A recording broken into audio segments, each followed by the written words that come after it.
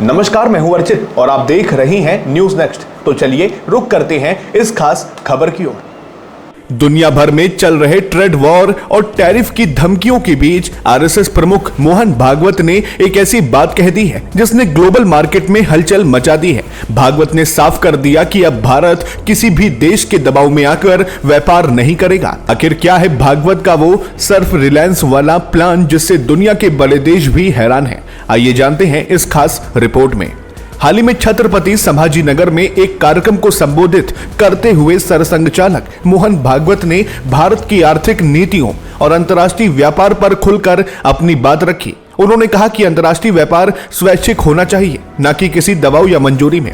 भागवत का ये बयान ऐसे समय आया जब दुनिया के कई ताकतवर देश भारत पर भारी टैरिफ लगाने की बात कर रहे हैं, लेकिन भागवत का संदेश सीधा है, भारत अपने रास्ते से नहीं भटकेगा। भागवत ने जोर देकर कहा कि कोई देश चाहे कितना भी टैरिफ लगाता रहे, भारत आत्मनिर्भर के रास्ते पर अडिग रहेगा। उन्होंने देशवासियों से अपील की कि वे स्वदेशी यानी स्थानीय उत्पादों को प्राथमिकता दें। उनका कहना था कि जो चीजें हमारे देश में बन सकती हैं, उन्हें बाहर से मंगवाने की कोई जरूरत नहीं है। इससे न केवल हमारे स्थानीय व्यापारियों को मजबूती मिलेगी बल्कि विदेशी निर्भरता भी कम होगी। उन्होंने स्पष्ट किया कि आत्मनिर्भर होने का मतलब व्यापार बंद करना नहीं है, बल्कि अपनी शर्तों पर व्यापार करना है।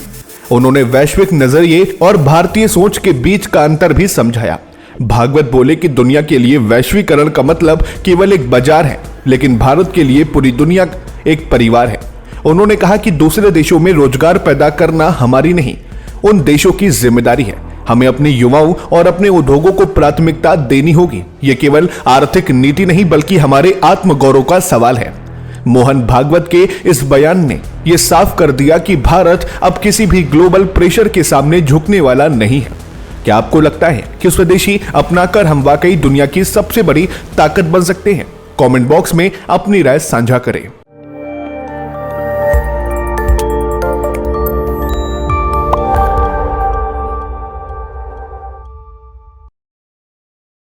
नमस्कार, मैं हूं अर्चित और आप देख रहे हैं न्यूज नेक्स्ट। तो चलिए रुक करते हैं देश प्रदेश की मुख्य 10 बड़ी खबरों की ओर।